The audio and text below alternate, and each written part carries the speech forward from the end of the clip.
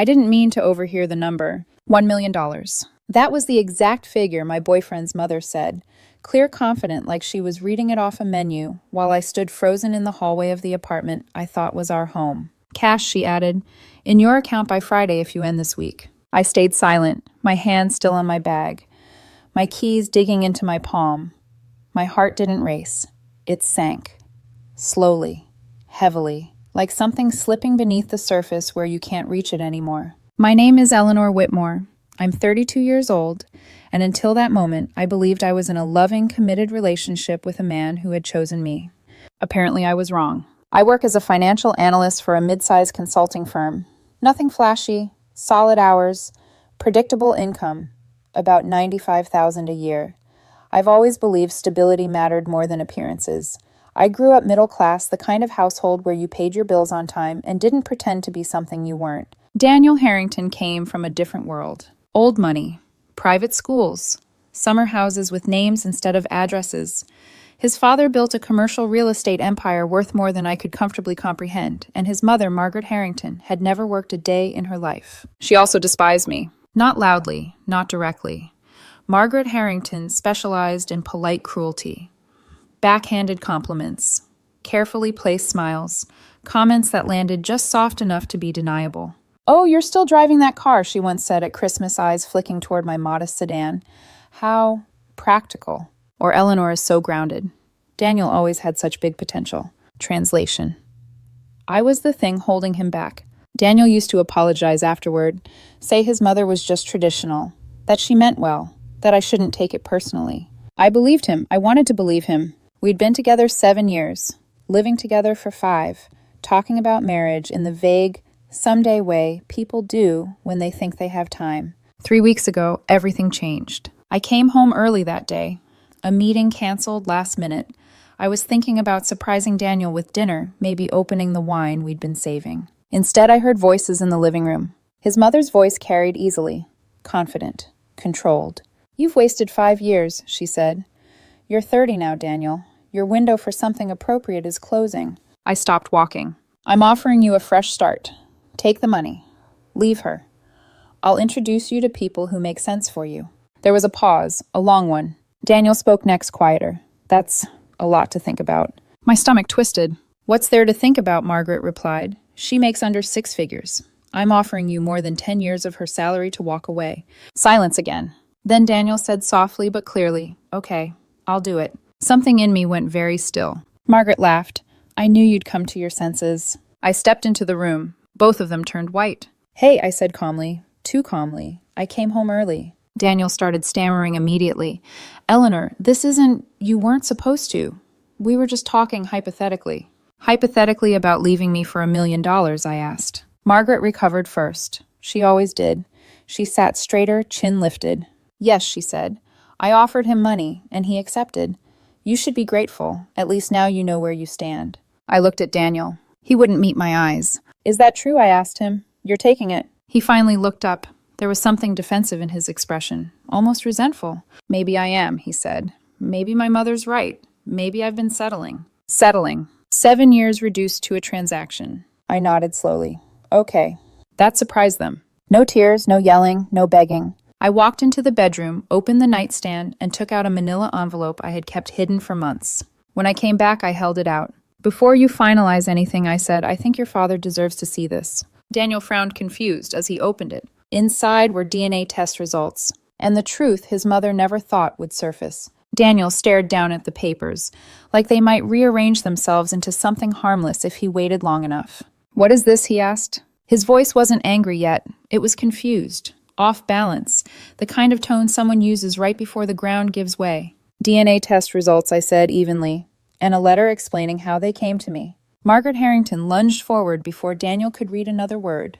"That's fake," she snapped, snatching at the envelope. "This is some kind of trick."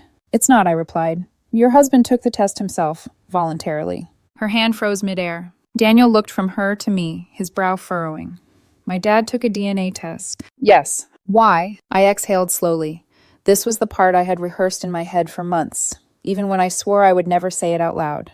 8 months ago, I said your father asked me for help." Margaret's lips pressed into a thin line. He was updating his estate planning, I continued.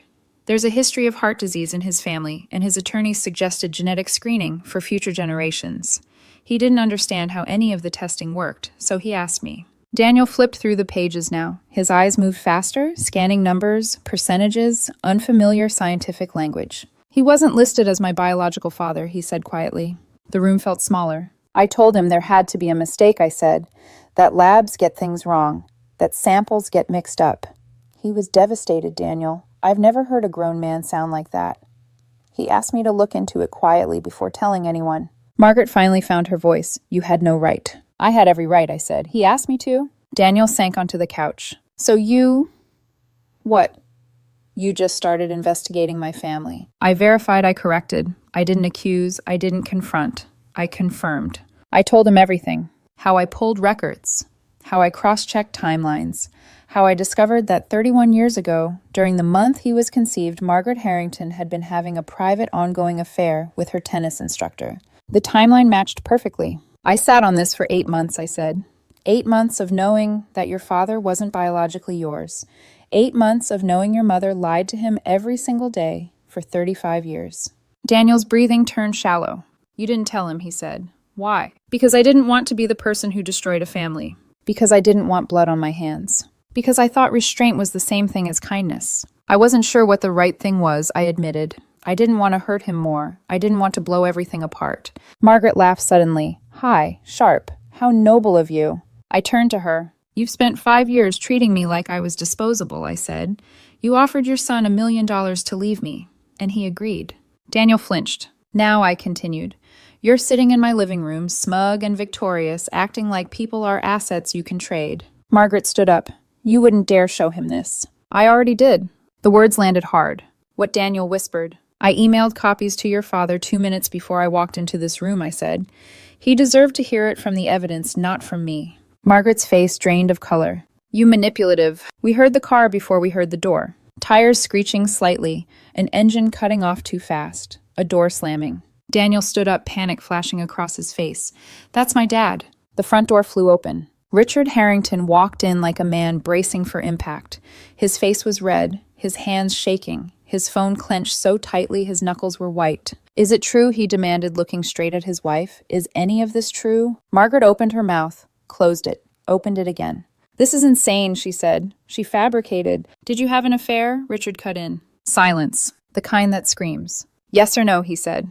Margaret's shoulders sagged. Just slightly. Just enough. Yes, she whispered. But it was nothing. It didn't mean. Was Daniel mine? Richard asked. Her eyes filled with tears. I thought he was, she said. I didn't know for sure. Daniel made a sound that didn't quite qualify as a word. Richard turned to me. You recorded this conversation, didn't you? I lifted my phone. I'm not stupid, I said. Richard nodded once, slowly. Then he walked out. He didn't say goodbye to his wife. He didn't look at his son. The door closed behind him with a finality that felt like a verdict. Daniel rounded on me. How could you do this? He shouted. You destroyed my family. I met his eyes steady. Your mother offered you money to leave me, I said. You accepted. Your mother lied to your father for 35 years. I told the truth. If that destroyed your family, I added, then your family was already standing on very weak ground. I was never actually going to take the money, he snapped. I tilted my head. You said you would. I heard you. I was just exploring options. And now I said calmly, so am I. His face changed. What does that mean? It means I want you out, I said. We're done. He stared at me like I'd broken the rules of some unspoken game. You can't leave me, he said. I was supposed to leave you. The entitlement was breathtaking. I'll have my lawyer contact yours, I continued. You should probably stay with your mother tonight. Or whatever's left of that arrangement. He started crying then. Not softly, not regretfully, angrily. This isn't how this was supposed to go, he said. No, I replied. It's not. That night I slept alone in the apartment, and for the first time in months the weight on my chest lifted. The silence Daniel left behind felt heavier than the shouting. I sat on the edge of the bed long after the door closed, listening to the hum of the refrigerator, the distant sound of traffic, the apartment settling into a version of itself that no longer belonged to us. My phone buzzed. Once. Twice. Then it started vibrating non-stop on the nightstand. Daniel. I didn't answer. Neither did I answer when Margaret Harrington called an hour later, or when she left a voicemail so sharp it might as well have been a blade. You think you've won, she said. You have no idea what you've done. I slept anyway. Deeply. The kind of sleep that comes when your body finally stops bracing for impact. The next morning, everything exploded. Richard Harrington called me just after sunrise. His voice sounded older, stripped down. I read everything he said, every page, every attachment. I spoke to the lab myself. I stayed quiet. I want to thank you, he continued, not for the pain, but for the truth. That sentence lodged itself somewhere behind my ribs. He told me the confrontation at their house lasted hours, how Margaret denied everything until she didn't, how she cried, then blamed him, how she claimed he'd been distant, distracted, married to his work. So you admitted he'd asked her, and that's when she made the mistake that ended everything. So what if I did? She snapped. You were never around. He paid attention to me. According to Richard, the room went completely still. You just admitted it, he said to her. I didn't mean, you did, he replied, and you did it in front of witnesses. Daniel tried to intervene, Richard told me, tried to calm things down, tried to frame it as a misunderstanding. Richard turned on him then. You were going to take $1 million to abandon your partner, he said. Your mother lied to me for 35 years, and you want me to calm down. By noon, Richard Harrington had moved into a hotel. By evening, he'd retained a divorce attorney. And by the next day, Daniel showed up at my apartment. He didn't knock, he pounded. I opened the door calmly, my phone already recording. You need to fix this, he said the second he saw me. His eyes were red, wild. My dad won't answer my calls. My mother's losing it. This is on you. This, I replied, is on your family. You could have kept your mouth shut, he said. You sat on that information for months. You chose now. Yes, I said, I did. Because you were angry. Because you sold our relationship for money, I corrected. He scoffed. I didn't even get the money. That's not the defense you think it is. He stepped closer. You enjoyed this. Watching everything fall apart. I looked at him carefully. No, I said, I endured it. There's a difference. He laughed bitterly. You think my father's going to thank you forever? He'll resent you. Everyone will. I can live with that. You always had to be right, he said. Always had to have control. I felt something inside me harden. You don't get to rewrite history now, I said. You made your choice. You don't get to blame me because it didn't play out the way you imagined. He stared at me, searching for something, regret maybe. Weakness. He didn't find it. Get your things, I said. You have 30 minutes. You can't just kick me out. The lease is in my name, I replied. Always has been. That stunned him. He hadn't even known. As he packed, his phone rang constantly. He ignored it until finally he didn't. I heard his mother screaming through the speaker. You let her ruin everything, Margaret shouted. I told you not to trust her, Daniel snapped back. You told me to take the money. Silence. Then Margaret's voice dropped cold and venomous. You chose wrong. I watched Daniel's shoulders slump. When he left, he didn't look back. The next few days were chaos. Daniel sent messages accusing me of manipulation, then begging, then threatening. One text read, You destroyed my family. Another followed.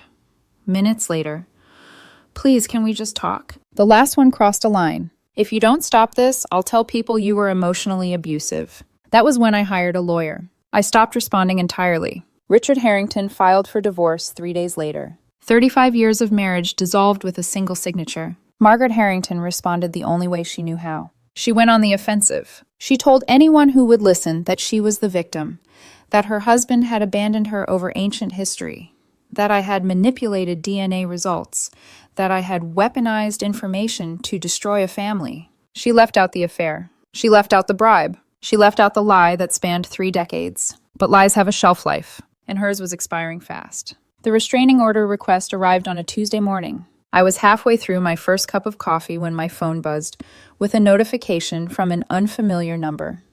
A legal service. My stomach dropped before I even opened it. Daniel Harrington had filed for a temporary restraining order against me. The claims were vague but poisonous. Emotionally abusive, controlling, intimidating. He fears for his safety. I read it 3 times each pass, making my hands shake a little more. This was the script. I'd seen it before, friends' co-workers' stories whispered after divorces turned ugly. When someone loses leverage, they change the battlefield. I called a lawyer within the hour. Her name was Monica Reyes, recommended by a colleague who'd survived a brutal separation. She didn't sugarcoat anything. This is a standard escalation tactic, she said after reviewing the filing. If it sticks, it gives him leverage in every negotiation. We shut it down immediately. Can he actually do this? I asked. He can try, she replied. Truth usually has a longer memory than lies. We prepared fast. Text messages. Years worth. Normal conversations. Affectionate ones. Arguments that ended with apologies instead of threats. Photos from vacations. dinner with friends, work events where Daniel smiled easily beside me. And then there was the recording. The $1 million offer. Daniel's voice, calm, clear, unafraid. The hearing was scheduled for Friday. Daniel showed up looking fragile on purpose. Slumped shoulders, soft voice, hands folded like he was afraid to take up space. I almost didn't recognize him. He told the judge he'd always felt pressured, that I made him feel small, that he'd been afraid to leave. Monica didn't interrupt. She waited. Then she presented evidence. Screenshots of affectionate messages sent days before the incident, photos showing relaxed body language, mutual smiles, witness statements from friends and coworkers, even a message from Daniel's own cousin who wrote that he'd never once seen Eleanor behave aggressively or controlling. Finally, Monica played the recording. The room went very quiet. Daniel's voice filled the courtroom, confident, calculating, very much not afraid. The judge leaned back. After a moment, he said, "This appears to be an attempt to gain leverage in a separation, rather than a genuine safety concern." The restraining order was denied. Daniel didn't look at me as we left. Outside the courtroom, he hissed, "You planned this." "No," I replied. "You did." Meanwhile, the real war was happening elsewhere. Richard Harrington's divorce filing detonated like a controlled explosion. 35 years of marriage, significant assets, and now documented paternity fraud. His legal team went straight for financial discovery. Margaret's reaction was immediate and aggressive. She painted Richard as a cold, absent husband, claimed neglect, claimed emotional abandonment, claimed that one mistake shouldn't erase decades of marriage. But this wasn't one mistake. Subpoenas uncovered inconsistencies. Small transfers at first, 20,000 here, 30,000 there. Money quietly diverted into an undisclosed account over the years. Hidden assets. Judges hate hidden assets. Then came the depositions. And the past came back with teeth. The tennis instructor was still alive, retired, living quietly on a modest pension. He confirmed everything. The affair. The timeline. And then he revealed something no one had expected. Margaret Harrington had contacted him 15 years earlier. Not to apologize. To threaten. She'd demanded money to keep him quiet. Over the years, he'd paid her roughly $30,000 to avoid public exposure. Blackmail. That money, it matched the hidden account almost perfectly. Richard was devastated. Not just by the affair, not just by the lie about Daniel's paternity, but by the realization that his wife had been running schemes for most of their marriage. I never really knew her, he told me during one of our conversations. 35 years, and I was married to a stranger. Somehow, through all of this, we'd grown closer. Not romantically, something quieter. Two people bonded by surviving the same deception from opposite ends. Daniel, on the other hand, was unraveling. Without his mother's money, without his father's support, the $1 million fantasy evaporated overnight. His part-time consulting work, something he'd always treated as optional, suddenly had to pay real bills. He showed up at my apartment one evening unannounced, crying. "I made a mistake," he said. "I shouldn't have listened to my mom." "You shouldn't have agreed," I replied. I was confused. Confusion doesn't put a price on someone. "I have nowhere to go." "You have options," I said. "Just not me." His face hardened. "I'll tell people you forced me out." I didn't raise my voice. I have recordings, witnesses, and a paper trail. He left without another word. The victim playbook only works when people don't look too closely. And everyone was finally looking. The truth didn't just come out. It unraveled. Piece by piece, document by document, every story Margaret Harrington had told herself for decades began to collapse under its own weight. Richard's legal team followed the money first. What started as a handful of suspicious transfers turned into a pattern. Small, consistent withdrawals routed into an account Margaret had never disclosed. Not enough to trigger alarms on their own, but enough to build a quiet safety net over time. An exit fund. Her lawyer tried to downplay it. Household expenses, misunderstood transfers. The judge wasn't impressed. Hidden assets don't just damage your case, they poison it. Then the deposition from the tennis instructor landed like a final nail. He didn't dramatize anything. He didn't need to. He confirmed the affair without embellishment. Confirmed the timing. Confirmed the money. "Did you feel threatened?" the attorney asked. "Yes," he replied. "She said she'd ruin my life if I didn't cooperate." That sentence echoed everywhere. Blackmail, financial deception, paternity fraud. 3 separate pillars of betrayal stacked on top of one another. Richard Harrington stopped sleeping. He told me that during one of our lunches, a habit that had started quietly without either of us acknowledging it. "I keep replaying my life," he said. "Every holiday, every family photo, every time she looked me in the eye and lied." I didn't interrupt. Some grief needs space.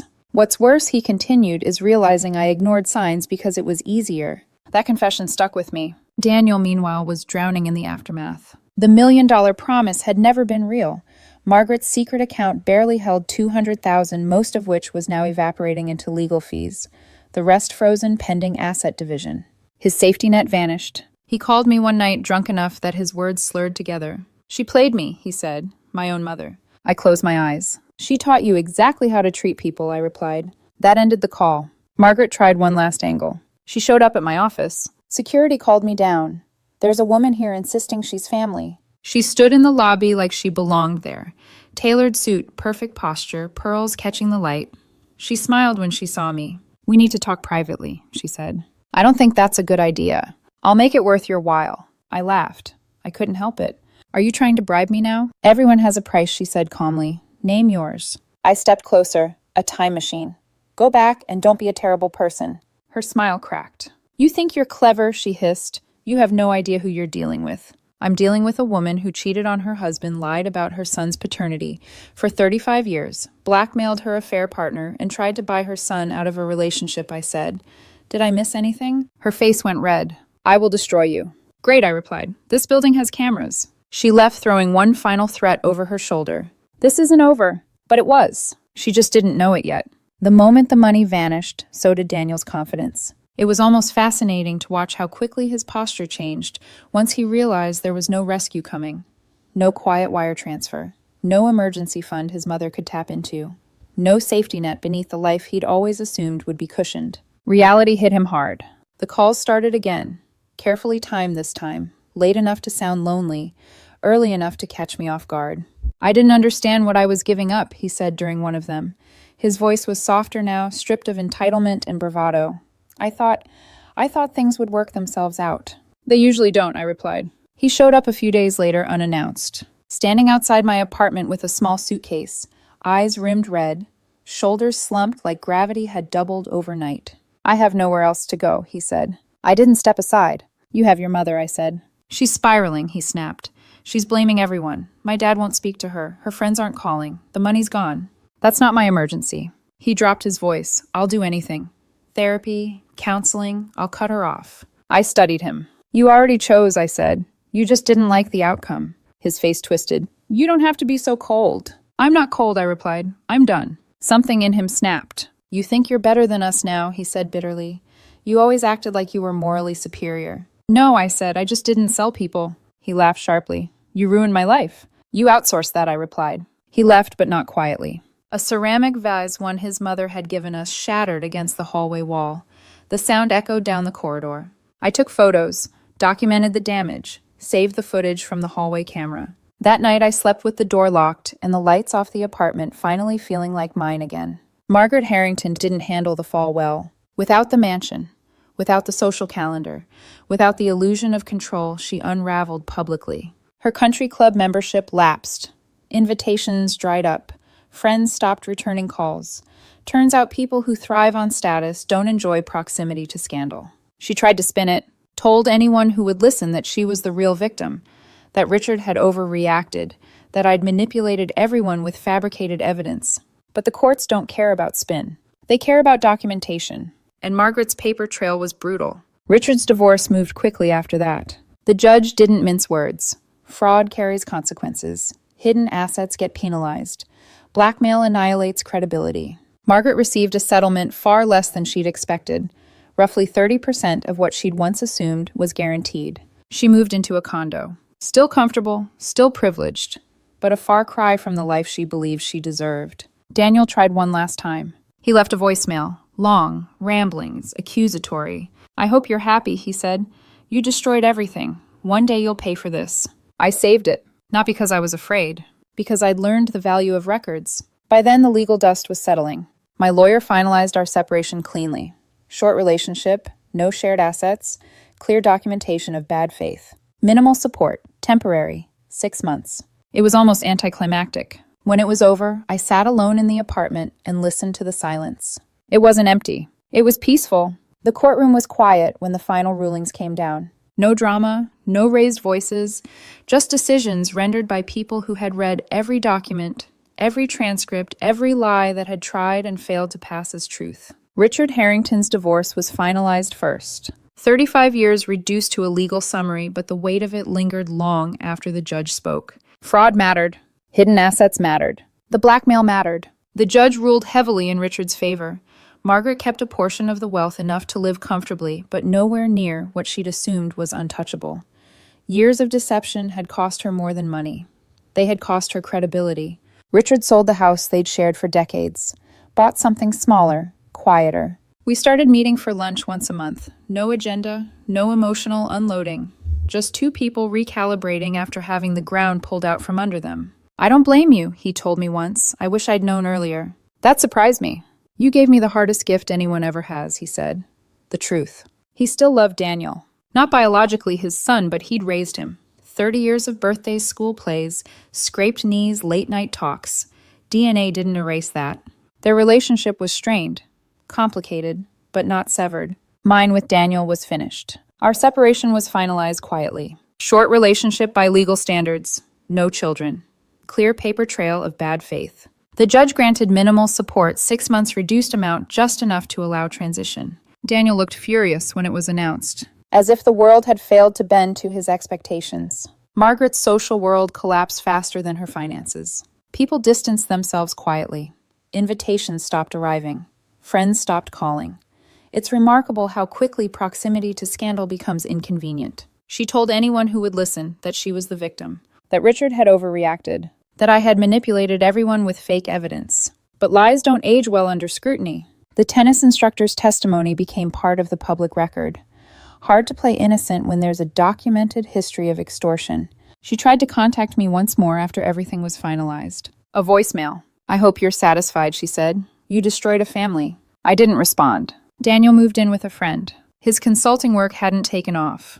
Without his mother's connections, opportunities dried up quickly. Last I heard, he was considering going back to school, something more practical. He still blamed me. In his version of events, I was the villain who weaponized information, the woman who refused to play her role quietly. Some people never see themselves clearly. He was one of them. The $1 million offer, it was never real. Margaret didn't have it, not even close. It was a manipulation tactic, a number big enough to force a decision. Daniel fell for it, and I paid attention. The apartment feels different now. Bigger, quieter, like it's finally exhaled. I kept most of the furniture. I'd paid for it after all. I rearranged a few things, moved. The couch swapped the bedroom dresser for something lighter, opened the windows more often. I wanted the space to feel like mine, not a museum of what we almost were. People keep asking me if I'm happy. I never know how to answer that. I'm not devastated. I'm not euphoric. I'm steady. There's relief in that. No more bracing myself for Margaret Harrington's judgment. No more navigating subtle humiliations disguised as concern. No more pretending that love meant tolerating contempt. But there's also loss. 7 years is a long time. Even when the ending is ugly, there were good moments buried in there. Inside jokes, lazy Sundays, plans that felt real at the time. My therapist says it's normal to grieve, even when the relationship needed to end. I'm learning to believe her. Richard is doing better, slowly. Therapy twice a week, long walks, fewer sleepless nights. He told me once that the hardest part wasn't losing his marriage, it was realizing how much of his life had been built on assumptions instead of truth. I trusted comfort over clarity, he said. That stuck with me. He still loves Daniel. That hasn't changed. They're trying to rebuild something, even if it doesn't look the way either of them imagined. Love doesn't evaporate just because biology rewrites the story. Margaret lives in her condo now, still telling her version, still insisting she's the victim, still framing 35 years of deception as one mistake. Her social circle has thinned dramatically. Wealthy people don't like proximity to exposure, especially when there's documentation. She hasn't contacted me again. Daniel is drifting. He tells anyone who will listen that I destroyed his family, that I went nuclear, that I could have kept quiet. What he never says is that he agreed to leave me for money. That omission does a lot of work for him. Do I regret exposing the DNA truth? No. It was devastating. It was painful. It was irreversible. But the damage existed long before I spoke. It was just hidden, rotting quietly behind polite smiles and inherited wealth. I didn't create the collapse. I removed the scaffolding. Some people call that revenge. I call it reality catching up. I feel bad for Richard. He deserved honesty decades ago. I feel bad for myself for staying as long as I did, for mistaking tolerance for loyalty. But Margaret and Daniel, they made choices, repeatedly. They valued money over integrity, image over truth. They gambled that there would never be consequences. They were wrong. As for me, I'm taking a break, logging off for a while, letting the dust settle. My mother keeps trying to set me up with someone from her office. He's apparently very nice, very stable. I tell her I'm not ready. She smiles and says, "When you are."